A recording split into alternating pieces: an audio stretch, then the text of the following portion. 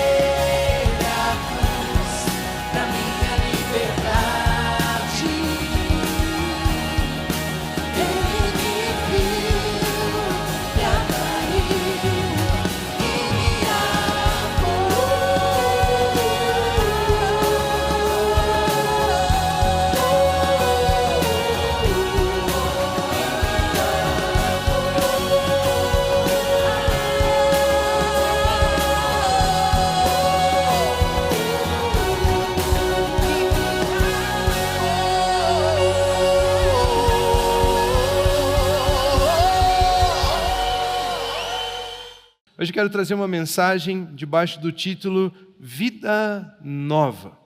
Vida nova. Existe uma nova vida para mim e para você em Cristo Jesus. Existe algo novo para mim e para você em Cristo Jesus. A vida de todas as pessoas muda ao encontrar Cristo Jesus. Você, querendo ou não, a história da humanidade é dividida pela história de Jesus, antes e depois de Cristo. A história das nossas vidas individuais é dividida pela história de Cristo Jesus, antes e depois de Cristo. Nós éramos uma pessoa antes de Cristo e nos tornamos em outras pessoas depois de Cristo em nossas vidas. E eu quero começar lendo no Evangelho de João, capítulo 8, versículos 2 ao 11, um texto que eu já preguei muitas vezes a respeito dele. Eu já compartilhei muitas palavras, mas eu tenho aprendido a olhar ele de um outro ângulo, de uma nova perspectiva. E eu quero compartilhar isso com você. Então, no Evangelho de João, capítulo 8, versículos 2 ao 11, a Bíblia nos ensina: de madrugada, Jesus voltou novamente para o templo. Jesus vai ao templo de madrugada. E às vezes o culto começa às 9h30, a gente reclama. No templo, e todo o povo se reuniu em volta dele, e tinha muita gente lá. E Jesus, assentado, os ensinava. Jesus estava compartilhando a palavra de Deus.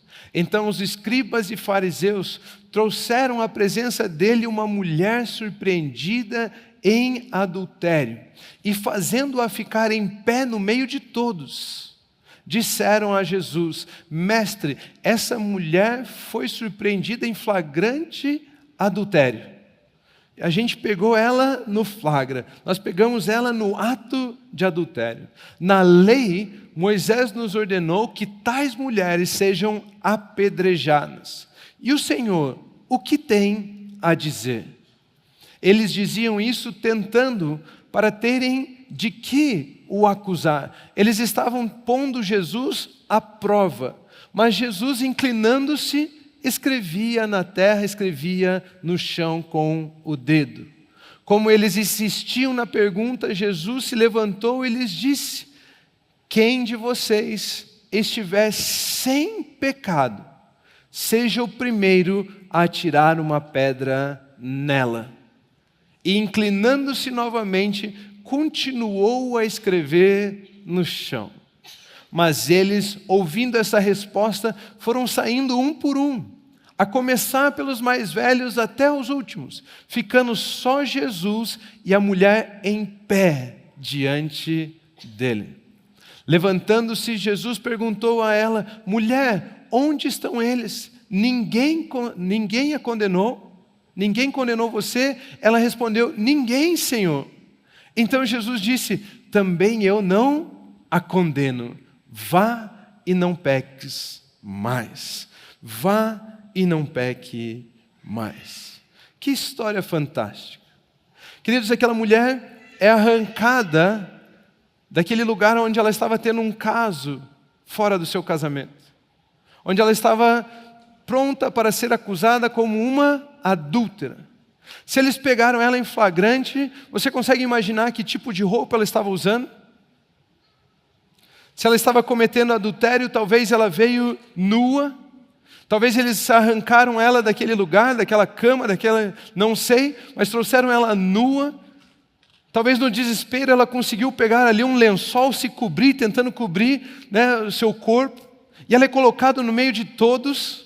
E aquela religião, aquelas pessoas estavam dizendo: ela merece ser morta. Ela merece ser apedrejada. E eles vêm provar a Jesus diante dessa situação. Vamos ver se ele concorda com Moisés ou não. Vamos ver aquilo que deve acontecer com ela. Vamos ver o que ele diz. E no meio dessa pressão toda, aquela mulher exposta diante de Jesus, diante daquelas pessoas, Jesus nem se mexe. As emoções de Jesus, o olhar de Jesus, os pensamentos de Jesus, a atitude de Jesus não é nem um pouco controlada por toda aquela situação. Você consegue imaginar esse cenário? Todos eles vêm com raiva, impondo coisas sobre Jesus. E Jesus, de repente, a única coisa que ele faz é, em silêncio, curvar-se e começar a brincar ali no chão, a escrever no chão com o dedo. Nada mexia aquele homem. Nenhum tipo de pressão mudava as emoções dele, mudava o comportamento dele. Não houve ali nenhuma olhadinha de Jesus para aquela mulher com uma intenção diferente. Sabe, nenhum mover no olhar dele, ele continuou com o mesmo olhar de amor, de compaixão, de autoridade. Que impressionante essa história. Essa história, ela não apenas descreve a situação de uma mulher pega em ato de adultério e sendo colocada diante de todos, mas nós encontramos os personagens da história da humanidade nessa história. Nós temos aqui Jesus, o Messias, o ungido. Nós temos a mulher adúltera. A Bíblia não fala o nome dela para que toda a humanidade possa se identificar com ela. Porque todos nós fomos considerados adúlteros, abandonamos o Senhor nosso Deus e nos relacionamos com outro Senhor. Agora, todos nós fomos expostos. Expostos por quem? Expostos pela religião que condena as pessoas por aquilo que ela faz. Expostos por Satanás, que é o acusador. Satanás estava presente aqui na forma da acusação. A religião estava presente aqui na forma da condenação. E ela merece ser apedrejada. E o pecado estava aqui como o Senhor. Porque ela vivia debaixo da escravidão do pecado. Ela cometia aquele adultério. Essa história então diz que a humanidade foi exposta por Satanás e condenada pela religião, pois estava debaixo do senhorio do pecado e não de Deus. Que resumo! Que espetáculo! Que grandiosidade de conteúdo nós encontramos aqui. Imagine então a humanidade, aquela mulher, exposta agora diante do único que poderia emitir voz de juízo, de condenação sobre a vida dela. Porque todos os outros foram considerados pecadores também, e eles não podiam emitir juízo. Mas existia um naquela situação, o Messias, o ungido, o Cristo. Nele não havia pecado, ele poderia condená-la. Ele poderia dizer para a humanidade: ei, morram. Ele poderia decidir ali naquele exato momento. Ele que veio estabelecer o reino de Deus, e no reino de Deus o pecado não é bem-vindo. Imagine a situação dela. Diante de todos que já apontavam o dedo para ela, já condenavam, agora ela estava diante desse que daria o decreto final: morte ou vida. E esse homem então, ele se inclina diante dela. Queridos, não existe isso. Se eles o chamaram de mestre, ele era um rabino, ele era um mestre naquela época. E não existia mestre que se curvasse diante de ninguém. Eram as pessoas que vinham até os mestres e beijavam as suas mãos, se inclinavam diante deles, agradeciam pelos ensinamentos que eles traziam. Jesus, então, como um mestre, se inclina diante de uma mulher que merecia a morte. Ele disse: eu vou me fazer menor.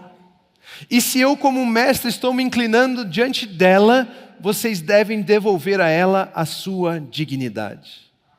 Jesus se fez menor do que toda a humanidade, Ele assumiu a nossa culpa, o nosso pecado, Ele desceu até o túmulo para que eu e você fôssemos estabelecidos em uma posição de justiça, a nossa dignidade fosse devolvida, uma nova vida surgisse para mim e para você. Jesus Cristo aqui então, Ele se inclina diante daquela mulher, mostrando: ei, se vocês me consideram mestre, agora vocês vão ter que considerar ela também em um novo nível, em um novo patamar de vida. Existe uma nova vida em Cristo Jesus. Ele então olha para ela e diz: eu não te condeno. Ela estava esperando a decisão dele. E ele diz: eu não te condeno. Vá e não peques mais. Vá e não peques mais aqui não significa uma ordem de vá lutar contra o pecado. Aqui significa vá e viva uma vida livre do pecado, porque eu já tirei a condenação de sobre você. Eu e você em Cristo Jesus não estamos tentando lutar contra o pecado. Eu e você estamos longe, fomos tirados, resgatados debaixo da mão do Senhor pecado. Eu e você podemos ir e viver uma vida sem pecado, porque já não estamos mais debaixo do senhorio do pecado, mas agora estamos debaixo do senhorio de Cristo Jesus. Vá e não peques mais. Vá, você está livre do pecado. Vá, você está livre da condenação. Eu não te condeno. Seus olhos, sua atitude, sua fala, todos diziam: eu não te condeno. Consegue imaginar a compaixão nos olhos de Jesus, o amor nos olhos de Jesus, a autoridade, o governo nos olhos de Jesus? Sem ser influenciado pela situação, apenas olhando aquela mulher nos olhos e dizendo: eu não a condeno. Vá e não peques mais. A Bíblia nos ensina que o Filho do Homem não veio para condenar o mundo, mas Ele veio para salvar o mundo. Jesus não veio para condenar toda a humanidade, Jesus veio para salvar a humanidade. Eu não te condeno. Você pode imaginar o lavar na alma, na consciência, nos pensamentos daquela mulher atribulada, pensando: eu vou morrer hoje, eu estou aqui nua, eu estou aqui envolta nesse lençol, eu não sei como estava, mas eu estou aqui diante de todos, sendo acusada por um erro que eu cometi. E esse homem agora olha nos meus olhos e diz: eu não te condeno. Vai, viva livre do pecado. Vai, aproveite essa sua nova vida. Vai em paz. A vergonha indo embora, a culpa, a condenação, o medo, a angústia saindo da vida daquela mulher, ela saindo daquela situação e eu estou livre. Eu estou livre, eu não vou morrer hoje, não é? Eu estou livre. A alegria, a gratidão com relação àquilo que Jesus fez por ela. Queridos, da mesma forma eu e você pode estar passando por momentos de acusação, culpa, medo, não consegue se livrar disso, essa angústia faz você pensar: eu mereço o pior, eu mereço essa enfermidade, eu mereço isso que estou passando, eu mereço isso que está acontecendo comigo. Deixa eu lhe dizer, Ele não condena você, Ele não está te oferecendo condenação, Ele está te oferecendo a salvação. Ele está te oferecendo a libertação debaixo da escravidão do pecado. Ele está te oferecendo uma nova vida. Jesus oferecendo uma nova vida, e todo aquele que nele crê não perece, mas recebe a vida eterna. Se você tomar a decisão hoje de receber a Jesus Cristo, a sua vida, você pode ser transformado. Eu não sei você, mas quando eu entendi aquilo que Jesus fez por mim, quando os meus olhos abriram, quando meus ouvidos foram destapados e eu entendi, Jesus Cristo me amou, aquilo me encheu de gratidão, eu não sabia o que fazer, e a reação da minha vida, a reação das minhas decisões, dos meus sentimentos foi dizer: Jesus, eu me entrego a você. Jesus, eu não tenho com o que, eu não tenho o que te ofertar, eu não tenho o que te dar, tudo que eu tenho sou eu mesmo, então eu me entrego a você. Conduza a minha vida, seja você o meu Senhor. Eu entrego a minha vida nas tuas mãos. Ele olhou para mim e disse: eu não te condeno. Vai, viva livre do pecado. Eu disse: eu não sei viver em liberdade, eu quero que o Senhor me conduza, eu quero que o Senhor me ensine, eu não sei o que fazer com tamanha graça, por gentileza, me ensina. Eu entrego ao Senhor a minha vida. Ele diz: não há condenação. Mulher, eu não te condeno. E o olhar, a atitude dele refletiam isso. Imagine os olhos dele, os movimentos dele, o tom de voz, uma perfeita segurança, uma pessoa humilde, simples, 100% sujeito à palavra de Deus, 100% sujeito à direção do Espírito Santo, submisso a Deus, cheio de autoridade, olhando ela nos olhos, talvez ela com um pouco de vergonha, talvez ela olhando os olhos dele e tentando desviar o olhar, mas aqueles olhos de amor, de compaixão, de autoridade, chamavam tanta atenção dela que ela não conseguia, ela olhava para o lado e de repente queria olhar ele de novo. E ele dizendo: eu não a condeno, vá e viva uma vida livre do pecado. Jesus vivia exatamente como ele falava. Aquilo que ele falava era verdade, o seu olhar transmitia verdade, as suas atitudes transmitiam verdade. Ele não era influenciado pelas circunstâncias, ele não era movido por ideias, ele não estava tentando se provar a ninguém, ele era verdade. Não tinha diferença entre o que ele falava e o que ele vivia. O próprio João, no evangelho que ele escreve, em João capítulo 1, versículo 14, ele diz: e o verbo se fez carne. A palavra de Deus se fez carne, se colocou nesse homem chamado Jesus e habitou entre nós, cheio de graça, cheio de verdade. E vimos a sua glória, glória como do unigênito do Pai. Você já pensou olhar para alguém e descrever essa pessoa como cheio de graça e de verdade? Muitas vezes nós olhamos para alguém e descrevemos elas pelo que estamos vendo, não é mesmo? Altinho, baixinho, gordinho, magrinho, feinho, bonitinho. E a gente fala e descreve. Sabe aquele que usa óculos? Sabe aquele que é mais alto? Vai até ele é aquela pessoa. Nós descrevemos pelo que vemos. Mas a Bíblia descreve esse homem chamado Jesus como uma pessoa cheia de graça e de verdade. Não é bonito demais?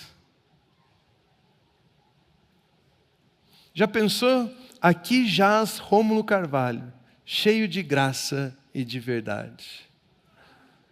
Que título para carregar, que característica para ter, que qualidade para me descrever. Cheio de graça e de verdade. Queridos, isso significa que Jesus, você podia contar com Ele, sem desconfiança nenhuma. Jesus, você me encontra amanhã aqui no tanque de Betesda, aqui, às 14h, Ele estaria lá. Se Ele dissesse sim, Ele estaria lá às 14h, nem um minuto atrasado. Se você pudesse falar assim, você entrega isso para mim, para o fulano, ele entregaria aquilo exatamente como você pediu para o fulano. Cheio de verdade. Não havia mentira nele, você podia confiar, contar com ele. Cheio de graça. Se ele era ofendido, ele perdoava. Se alguma coisa vinha para afligi-lo, ele ignorava e ele permanecia firme, confiante na palavra de Deus a respeito dele. Cheio de graça, cheio de verdade. Era uma pessoa que precisava ser colocado à prova, porque ninguém tinha como acusá-lo, não existia erro nele. Meu Deus, não existia erro. Eles ficavam tentando colocá-lo à prova. Vamos ver se agora ele erra, se agora ele vacila, para a gente poder condenar ele também. Não conseguiram condenar, inventaram calúnias para colocá-lo na cruz. Você consegue imaginar? O texto diz, eles diziam isso, tentando-o, colocando-o à prova, para terem com o que o acusar. E agora o que eu tenho aprendido nesse texto, nessa história, é o seguinte: por muito tempo eu e você temos nos identificado com a mulher, e isso de fato faz parte do processo da nossa vida. Mas agora existe uma nova vida em Cristo Jesus. A Bíblia nos ensina em 2 Coríntios 5,17, assim, se alguém está em Cristo, diga, eu estou. É uma nova criatura, as coisas antigas já passaram, eis que se fizeram novas. Eis que surgiram coisas novas, eis que se fizeram novas todas as coisas. Queridos, não está dizendo que as coisas foram renovadas, está dizendo que se fizeram novas. Você não é mais a antiga criação, você é uma nova criação em Cristo Jesus, tem uma nova vida para você, e essa nova vida não se identifica mais como a mulher que está sob condenação, culpa, medo, angústia. Essa nova vida se identifica com o próprio Senhor Jesus. Quando lemos as Escrituras agora, não devemos nos identificar com a mulher, mas Ele nos chama para vivermos como Ele. Nessa vida nova em Cristo, quando leio a Bíblia, não estou vendo quem eu sou nos problemas, eu estou vendo quem eu sou na pessoa de Jesus. Existe uma nova vida, existe uma perspectiva diferente para você ler a Bíblia. Não sempre como eu sou condenado, não como os discípulos desesperados no barco no meio da tempestade. Agora eu e você podemos ler a Bíblia e nos ver tranquilos, deitados sobre um travesseiro enquanto as tempestades acontecem. Nós podemos nos identificar com a pessoa de Jesus Cristo.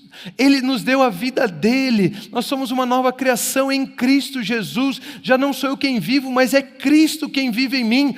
E você acha que Cristo se identifica com a mulher pega em adultério? Não. Ele se identifica como um filho amado de Deus, livre, liberto, perfeito, cheio de unção, cheio de graça, cheio de verdade. Essa é a nossa vida agora em Cristo Jesus. Se é Ele quem está vivendo, você reflete medo e angústia ou você reflete graça e verdade? É Cristo quem vive em nós. Minha vida agora é Jesus, é Ele quem vive em mim. Perceba, não temos que fazer o que Jesus fez, mas Ele nos capacita a fazer como Ele fez. Eu e você não vamos pegar a cruz e morrer pela humanidade. Eu e você não vamos fazer o que Jesus fez. Mas Jesus tem nos capacitado para fazer como Ele fez. Em graça, em verdade, em gratidão, em honra, em amor. É Ele quem nos capacita nessa nova vida. Jesus vivia uma vida espiritual no meio das circunstâncias deste mundo material cheio de alma. Me permita então destacar uma característica da vida de Jesus, que agora é sua vida também. Jesus era guiado pelo Espírito. A Bíblia nos ensina que Jesus foi batizado por João Batista. E quando ele foi tirado das águas, os céus se abriram. O Espírito Santo desceu sobre a vida dele, desceu sobre ele em forma de pomba, pousou ali, permaneceu sobre ele. Então Deus disse: este é meu filho amado, em quem me agrado.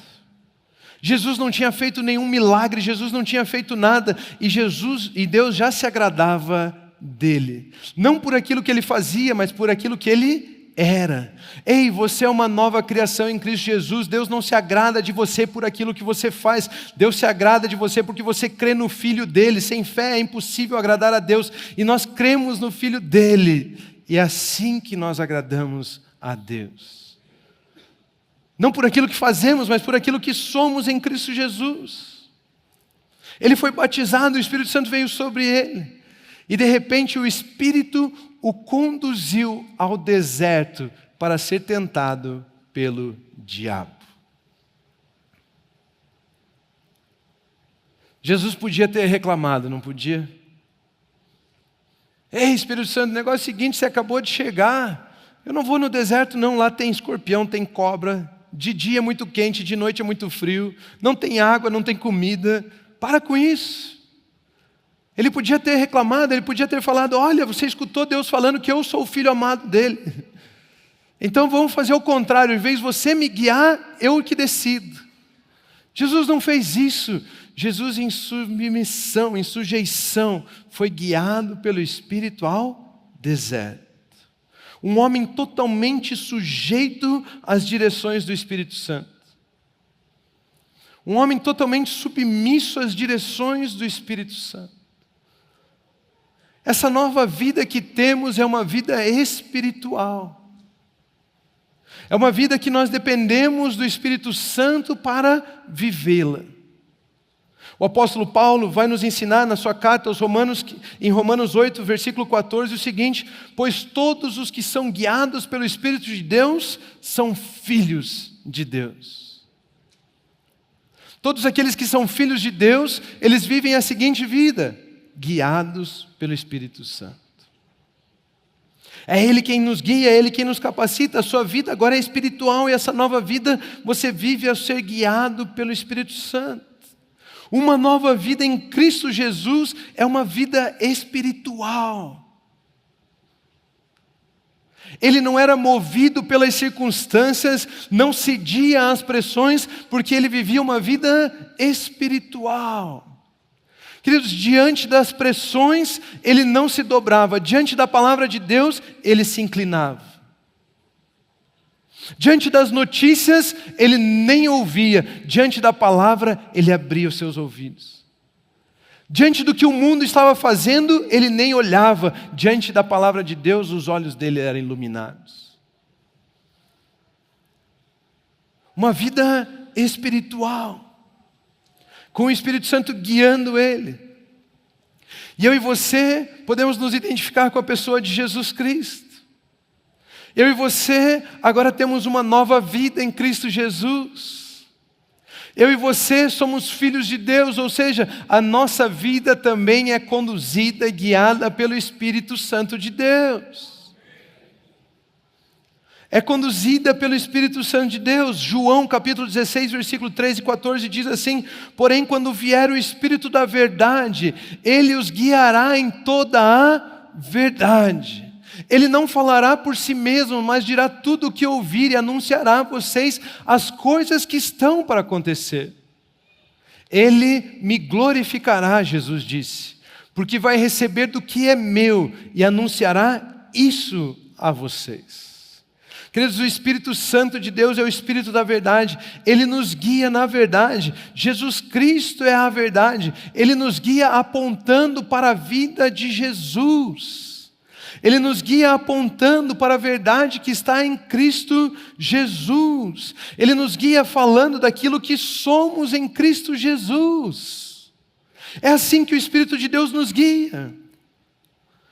Lembre, nós não lemos a palavra pensando apenas em sermos resgatados, livres, libertos, mas agora vendo Jesus como nosso exemplo.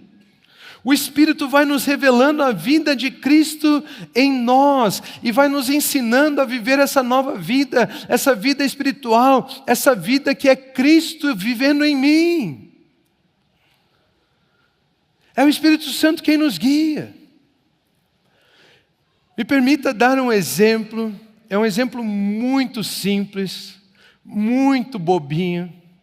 As pessoas podem até ficar irritadas, falar: onde já se viu nivelar Deus a isso?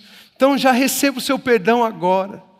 Mas deixa eu contar essa pequena historinha para você entender, eu acho que vai te ajudar muito.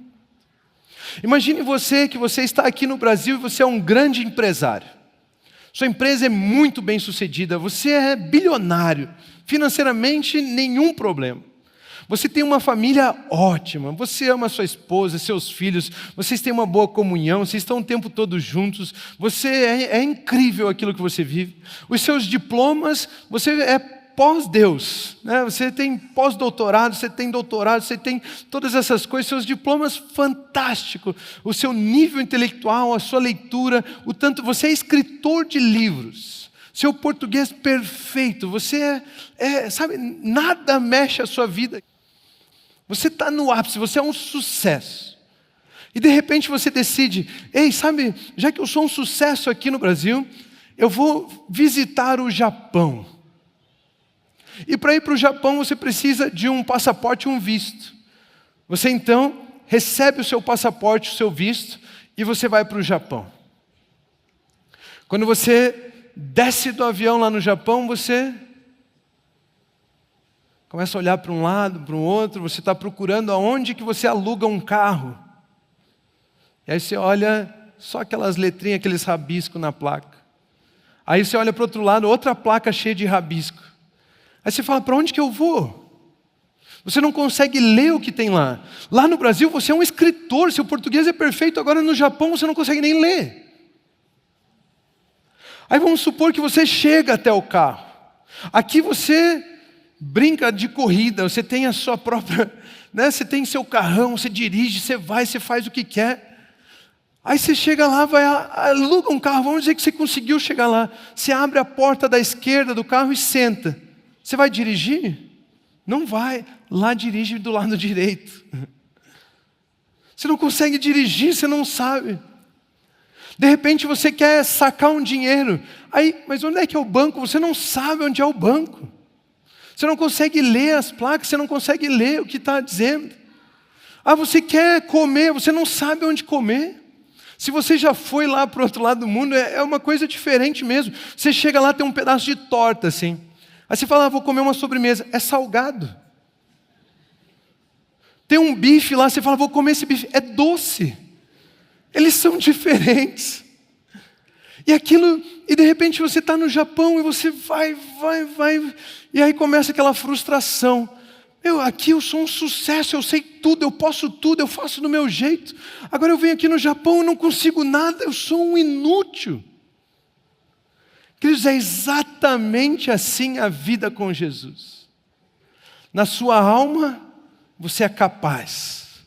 Você tem tudo, você pode tudo, você se garante, você é lógico, você é racional, você é cheio de confiança, você é cheio de exemplos, você é cheio de coisas. Mas quando você entra no mundo espiritual, você é um inútil.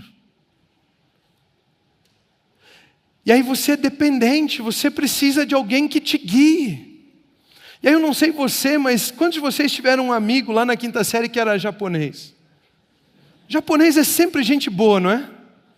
Meu Deus do céu, sempre gentil, educado, gente boa. De repente você está lá no Japão e aparece um japinha, gente boa. E ele fala: ei, eu vou te ensinar a viver a vida aqui no Japão. Você quer sacar dinheiro? Eu vou te levar até o banco.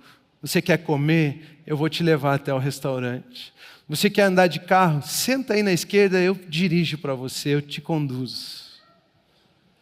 E eu e você, quando descobrimos que somos um inútil, que a vida que eu tenho, cheia de capacidade na alma, não serve para as coisas espirituais, eu e você chegamos ao momento que dizemos: Espírito Santo, me conduza. Espírito Santo, me ensina, ilumine os olhos, me mostre como é viver essa nova vida, essa vida espiritual. Espírito Santo, eu preciso de você. E sabe o que? Ele é igual o japinha, gente boa. Ele vai te receber. E aí ele vai falar assim: você está precisando de algo? Deixa eu te levar até aqui. Tem uma palavra que faz você sacar a sua herança. Você é herdeiro de Deus. Você está com fome? Deixa eu te trazer até aqui. A palavra de Deus alimenta mais que o pão terreno. Ei, você precisa de algo? Você quer ir a algum lugar? Deixa que eu te levo, eu te conduzo. Ele nos guia na verdade. Ele nos guia apontando quem somos em Cristo Jesus. Ele nos guia nesse mundo espiritual. É o Espírito Santo.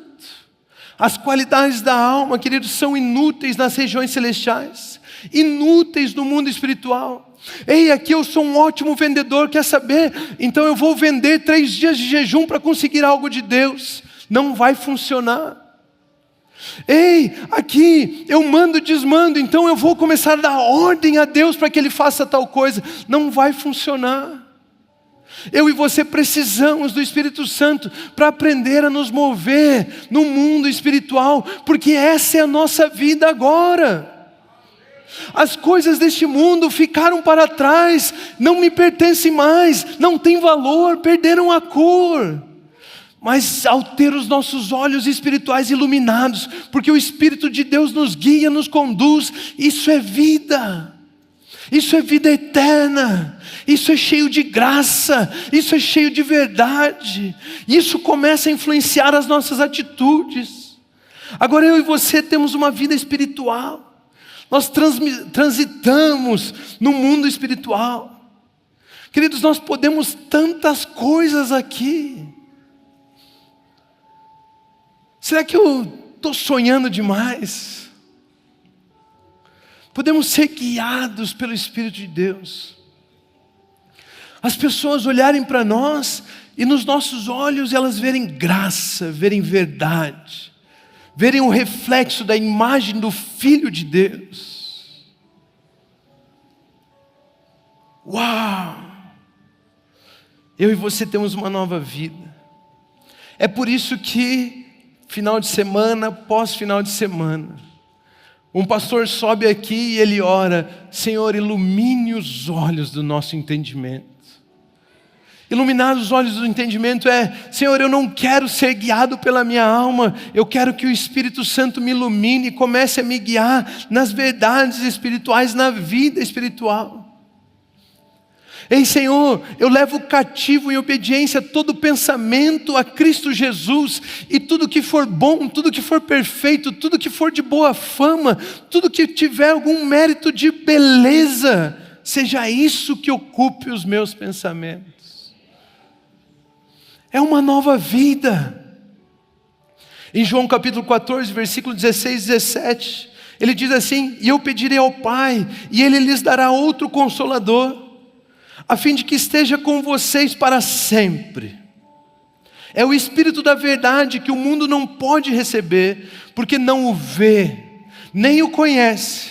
Vocês o conhecem, porque Ele habita com vocês e estará em vocês. O homem natural não entende as coisas do Espírito, não conhece o Espírito da verdade. Mas nós que nascemos de novo, somos filhos de Deus, nos identificamos com a pessoa de Jesus Cristo, nós conhecemos, porque Ele habita conosco e Ele está em nós. Queridos, algumas pessoas perguntam: pastor, como que eu posso ser mais cheio do Espírito Santo? Sabe qual é a boa notícia? Você não pode. Não tem como ser mais cheio do Espírito Santo. Porque a Bíblia diz que Ele veio habitar em você, e Ele vem por completo, Ele não vem por pedaços, Ele não se divide, Ele já está em você, e Ele já está com você. O Espírito Santo da promessa, o Espírito da verdade, já está conosco, Ele habita em nós. Queridos, é Deus habitando em nós, Ele já está em nós. O que deve acontecer, na verdade, não é eu querer ser mais cheio dele. O que deve acontecer é ter menos de mim. O que deve acontecer é: ei, Deus, sabe o que é? Eu sou um inútil. Eu não consigo, eu não posso, eu não tenho. E eu me inclinar diante da palavra de Deus, diante do Espírito Santo e dizer: faça do seu jeito.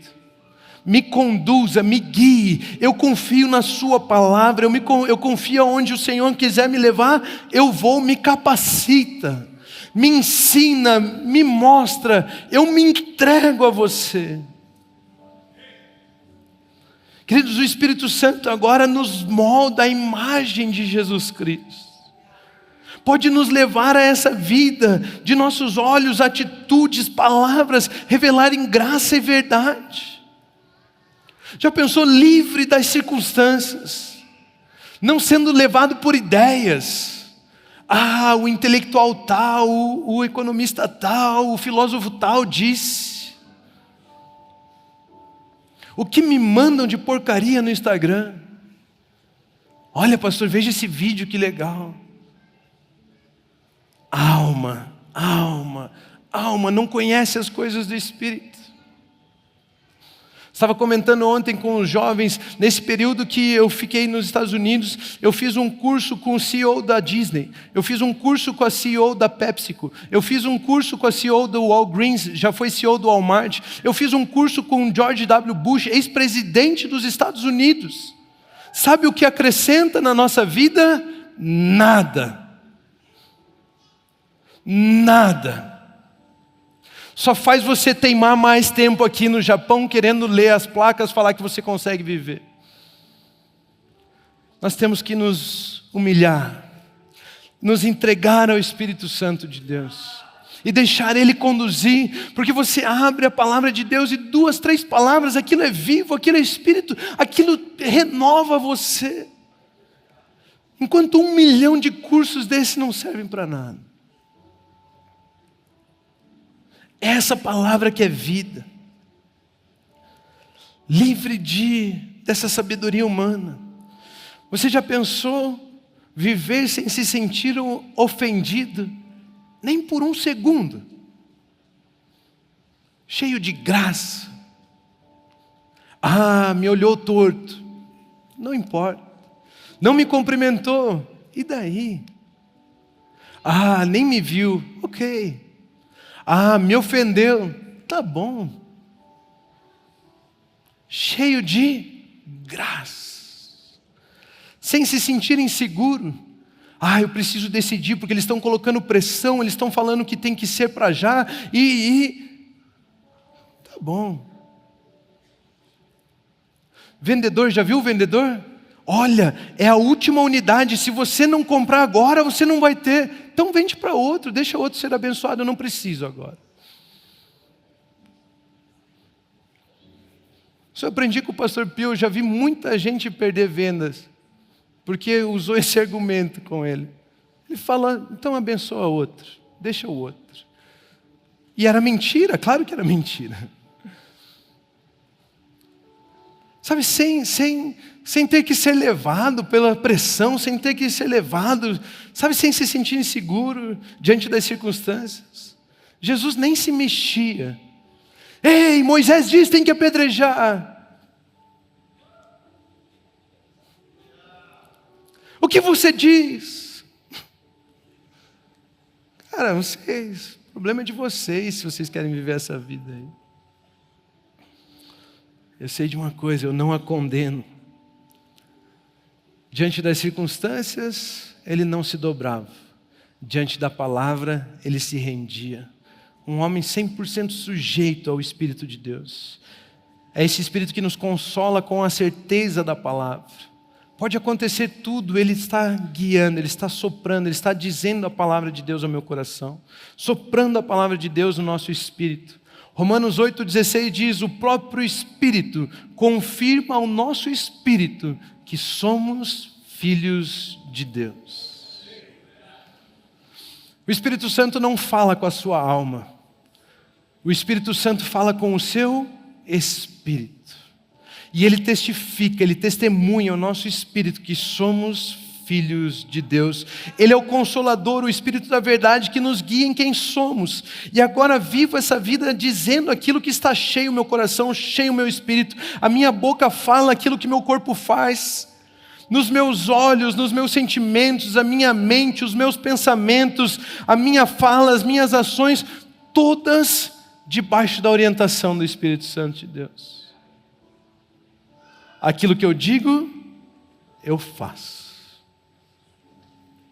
Uau! Jesus vivia assim, verdade na fala, na mente, nos sentimentos, nas ações. E eu e você também podemos viver isso agora em Cristo Jesus. Gostaria de pedir que você se colocasse em pé. O Espírito Santo, ele nos guia em toda a verdade. Sem o Espírito ministrando no nosso coração, a vida nova é apenas um sonho. Já pensou se? Mas quando eu e você nos entregamos a Cristo Jesus, nos entregamos ao Espírito de Deus, essa vida nova vira uma realidade. E as pessoas começam a ver graça, verdade, autoridade, governo, também expresso, o Filho de Deus expresso através das nossas vidas. Agora já não sou eu quem vivo, mas Cristo vive em mim. Para que isso aconteça, nós precisamos de alguém que nos ensine, que nos guie em quem somos em Cristo Jesus. Esse alguém chama-se Espírito Santo de Deus. Pai Celestial, obrigado. Obrigado pela oportunidade que temos de ouvir a sua palavra. De sabermos quem somos. De descobrirmos e termos os nossos olhos iluminados pela sua palavra, que é verdade, que é Espírito, é vida. Ah, Espírito Santo, muito obrigado.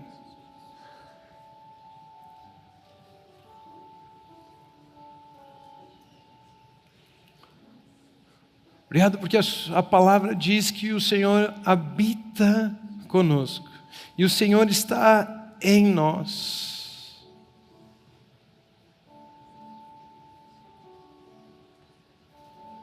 Espírito Santo, nesse momento nós nos entregamos ao Senhor.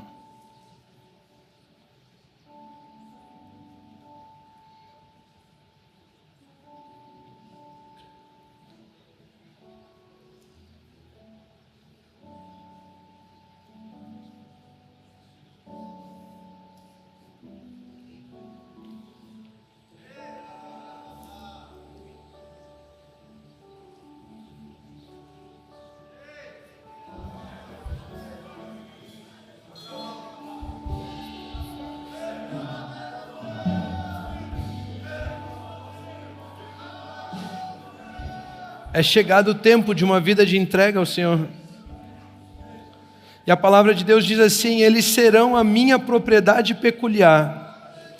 Naquele dia que preparei, diz o Senhor dos Exércitos: eu os pouparei como um homem poupa seu filho que o serve. Então vocês verão, mais uma vez, a diferença entre o justo e o ímpio, entre o que serve a Deus e o que não serve. Nós estamos aqui para revelar a Jesus Cristo ao mundo, brilhar como sal, brilhar como luz, influenciar como sal sobre a terra. Espírito Santo, obrigado. Nós te amamos. Continuem abençoados.